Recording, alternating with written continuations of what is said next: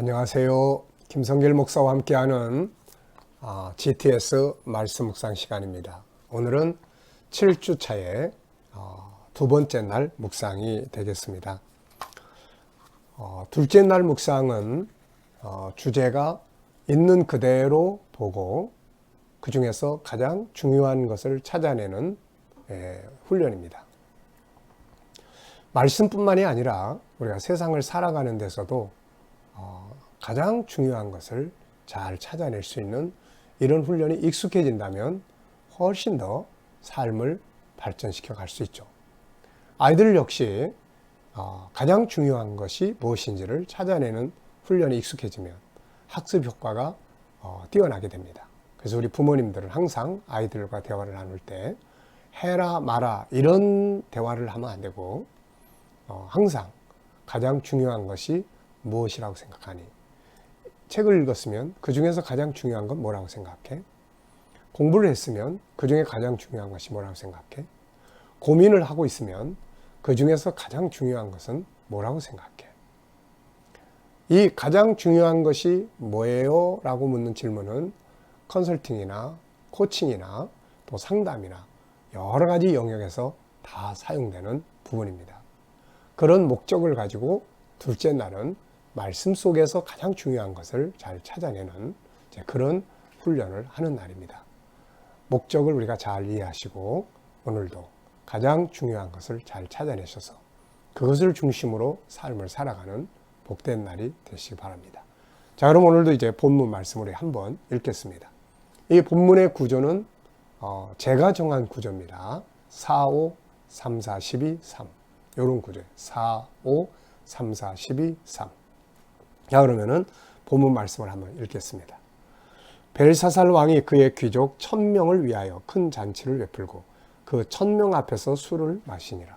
벨사살이 술을 마실 때에 명하여 그의 부친 느부갓네살이 예루살렘 성전에서 탈취하여 온 금, 은 그릇을 가져오라고 명하였으니 이는 왕과 귀족들과 왕후들과 후궁들이 다 그것으로 마시려 함이었더라. 이에 예루살렘 하나님의 전 성소에서 탈취하여 온 금그릇을 가져오매 왕이 그 귀족들과 왕후들과 후궁들과 더불어 그것으로 마시더라. 그들이 술을 마시고는 그 금, 은, 구리, 쇠, 나무, 돌로 만든 신들을 찬양하니라. 그때 사람의 손가락들이 나타나서 왕궁 촛대 맞은편 석회벽에 글자를 쓰는데 왕이 그 글자 쓰는 손가락을 본지라.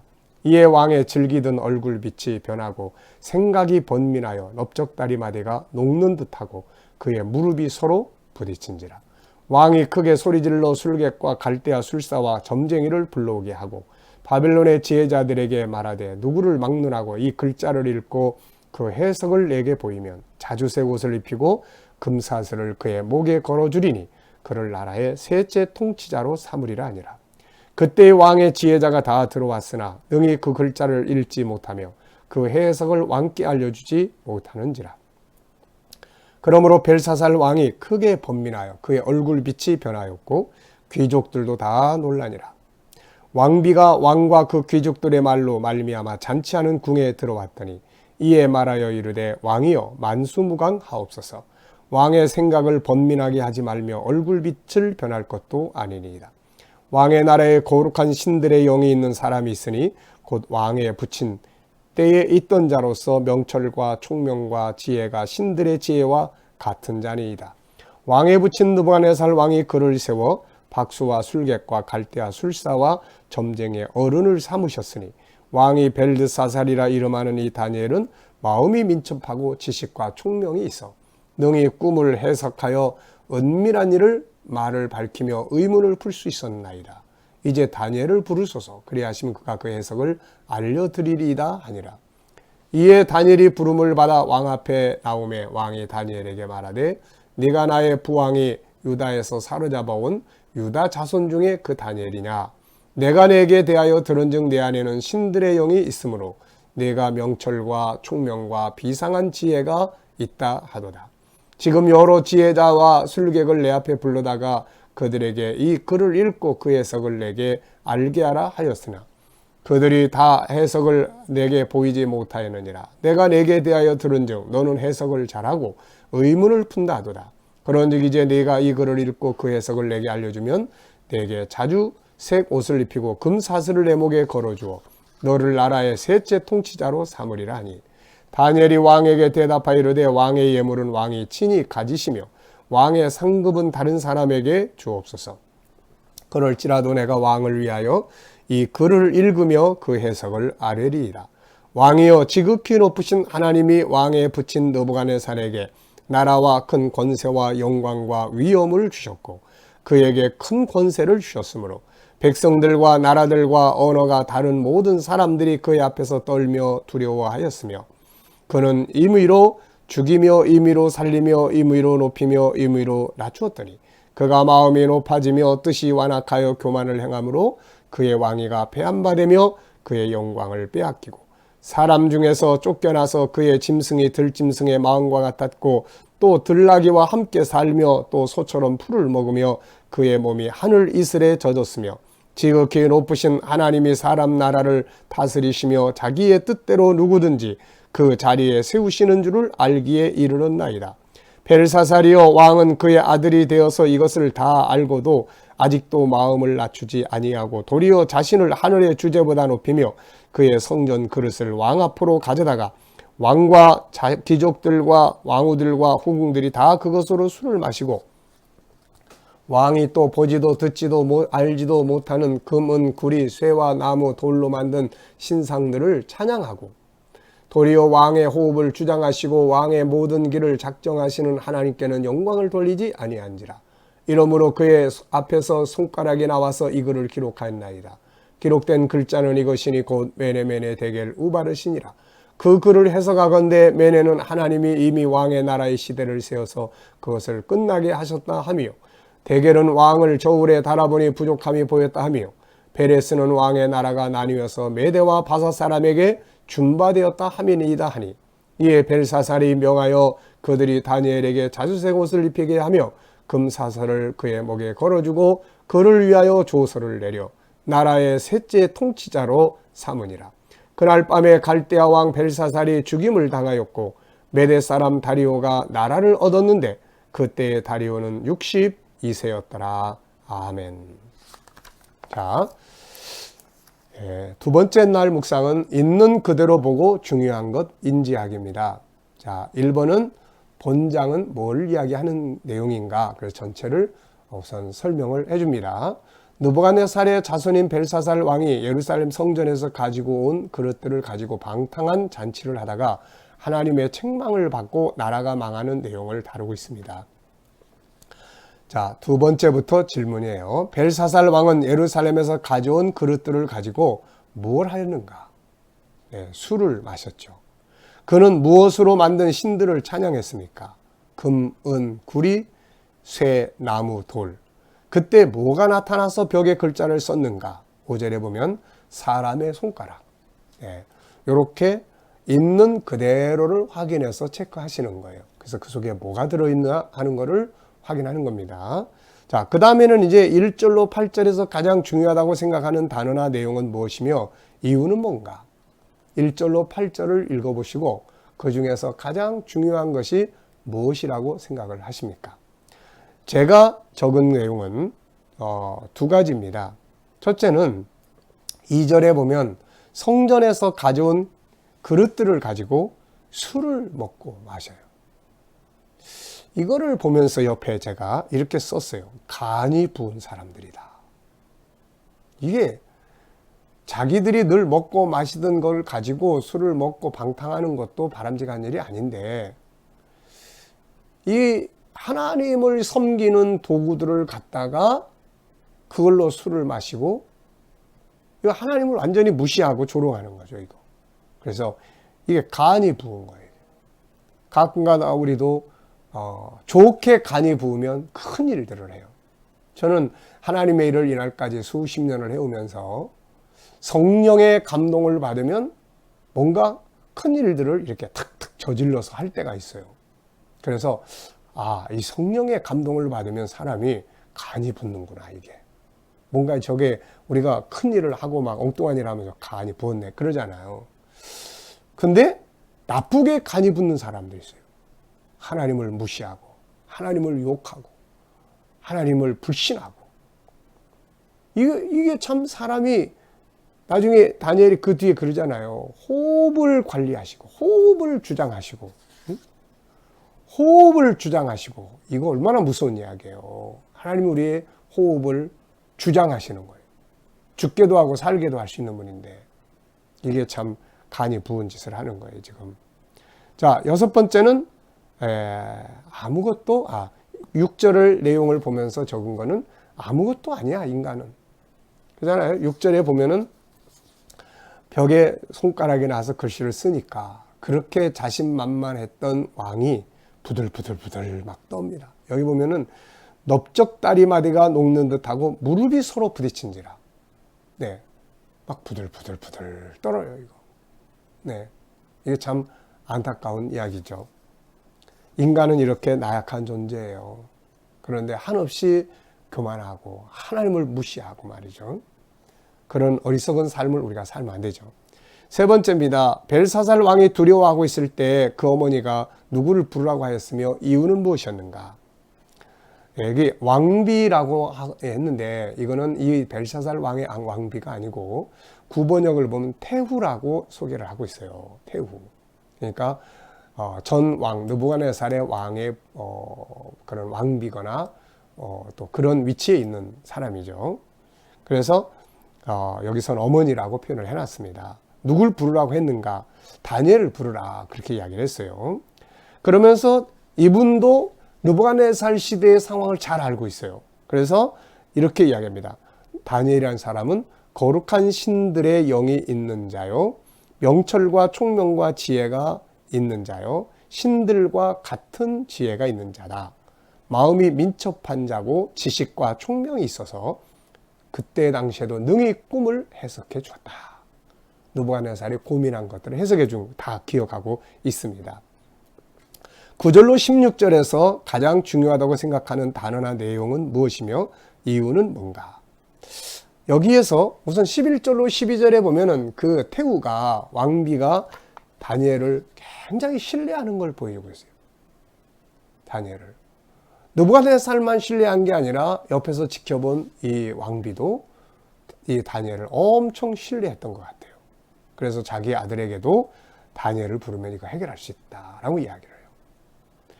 나중에 보면은 이 다리오까지도 나라가 바뀌었는데도 불구하고 다리오도 다니엘을 신뢰하는 것을 볼 수가 있습니다. 이렇게 세월이 아무리 바뀌어도 신뢰를 받을 수 있다면 이것은 엄청난 큰 재산을 가진 사람이에요. 신뢰. 결국 이것 때문에 벨사살이 또 그를 총리로 또 삼고 다리오가 나중에 그를 또 총리로 삼아요. 이 신뢰가 성공의 비결입니다. 그리고 이제 16절에 보면은 두 가지 이야기가 나와요. 해석을 잘하고, 벨사살이 네가 해석을 참 잘한다고 들었다. 의문을 풀어준다고 들었다. 해석을 잘하고, 이거 엄청 중요한 말입니다, 여러분. 엄청 중요한 말이에요. 같은 사건이 부딪혔는데 어떻게 해석하느냐에 따라서 우울증이 와요. 어떻게 해석하느냐에 따라서 성공의 도구가 돼요. 네. 그래서 우리는 이거를 2차 성공과 실패라고 이야기를 해요. 1차의 실패는 어떤 환경 때문에 와요. 딴 사람 때문에 와요. 근데 그 오게 된 실패를 어떻게 해석해서 어떻게 관리하고 살아가느냐 하는 건 그 다음에 그건 내가 결정하는 거예요. 요셉은 노예로 팔려갔잖아요. 자기한테 온 이 환경을 어떻게 해석을 했습니까? 하나님의 뜻이 분명히 있다. 이게 답이었어요, 이게. 그러니까 수용하게 됐고, 팔아버린 형제들 원망하지 않게 됐고, 그 속에서 자기에게 주어진 일을 열심히 할 수 있게 됐고, 뭔가 하나님의 뜻을 기다리는 이런 희망의 삶을 살게 된 거예요. 그가 만약에 해석을 형님들이 날 팔아먹어? 절대로 내가 가만 안 놔둬. 만약에 이런 쪽으로 해석을 했다면은 아마 탈출했든지 뭐 그랬을 거예요. 여러분, 해석을 참 잘하고, 심리 상담을 할 때 제일 많이 하는 것이 해석을 잘 해주는 거예요. 해석. 우리가 속상하고 우울증 시달리고 심리적 질병에 시달리고 하는 이유는 해석을 우울하게 하는 데서 문제가 생겨요. 같은 문제도 난 안 돼. 네. 같은 문제인데도 이건 경험이야. 과정이야. 난 안 된다니까. 해석을 어떻게 하느냐에 따라서 상황이 다 바뀌어버려요. 이게 너무너무 중요한 말이에요. 여러분들에게 주어진 상황들 해석을 잘 해보십시오. 그게 승리의 비결이에요. 의문을 또 풀어준다 한다 이 말이에요. 답을 찾아주는 사람이죠. 이게 얼마나 중요한 말입니까? 우리가 세상을 살아가면서 항상 답을 찾아줄 수 있는 능력을 가진 사람들이 돼야 돼요. 답의 창고 5가지는 아시죠? 삼일체 하나님, 천국, 성경, 또 세상 모든 만물, 그리고 정보. 이게 다 답을 가지고 있는 내용들이에요. 그래서 세상에는 답은 다 있다 하는 겁니다. 넷째입니다. 다니엘은 벨사상의 왕에 뭘 지적했습니까? 22절, 23절에 보면은 여기서 2가지를 지적했어요. 하나는 왕은 하나님이 왕의 부친을 낮추셔서 그렇게 짐승처럼 살게 하신 것들을 옆에서 다 보고 알면서도 왜 이렇게 교만해서. 그 다음에 2번째는 성전의 그릇들을 갖다가 술을 먹고 마시고 우상들을 듣지도 못하고 보지도 못한 우상들을 섬기느냐. 이게 다니엘이 아주 마음을 그냥 강하게 먹고 지적한 것 같아요. 자, 17절로 24절에서 가장 중요하다고 생각하는 단어나 내용은 무엇이며 이유는 뭔가? 여러분들이 이제 묵상하면서 여러분들이 이거를 찾아낼 수 있어야 돼요. 저는 이렇게 적었어요. 알고도 마음을 낮추지 아니했다. 알고도 하지 아니했다. 이게 참 얼마나 우리가 이런 일이 많아요. 알면서도 그 길로 가야 되는데 알면서도 그렇게 하면 안 되는데 그걸 알면서도 때로는 자존심 때문에 때로는 익숙해진 환경을 벗어나기 싫어서 때로는 좀 손해볼 것 같아서 그렇게 안 할 때들이 있어요. 이게 참 중요한 내용이에요. 그 다음에는 23절에 하나님의 성전의 그릇들을 가지고 술을 마셨다. 이거 참 하면 안 돼요. 우리가 하나님의 역사, 하나님의 성전, 하나님의 성소, 같은 집이지만 하나님의 집은 성전이라 하고 같은 물건이지만 하나님의 집 안에 있는 물건은 성물이라고 해요. 같은 어떤 직분이지만 하나님 교회 안에서 받은 직분을 성직이라고 이야기를 해요. 성자가 붙어요. 우리가 이런 것들을 존중히 여겨야 돼요. 내가 하나님으로부터 어떤 직분을 받았다면 이건 성직이에요. 이걸 참 소중하게 여겨야 돼요. 내가 하나님의 집을 소중하게 여겨야 돼요. 네. 근데 이걸 갖다가 아무렇게나 막 하는 거 안 되죠. 5번째입니다. 벽에 쓰여진 글자는 무엇이었으며 그 뜻은 무엇이었습니까? 메네메네 데겔 우바르신. 메네는 하나님이 당신의 나라를 이제 끝나게 하셨다. 또 데겔은 저울에 달아보니까 당신이 부족함을 하나님 보셨다. 그리고 여기서는 이제 베레스라고 이야기를 했어요. 왕의 나라가 나누어서 메데바사에게 나눠질 거다. 네. 그날 밤에 결국 그 나라는 어떻게 됩니까?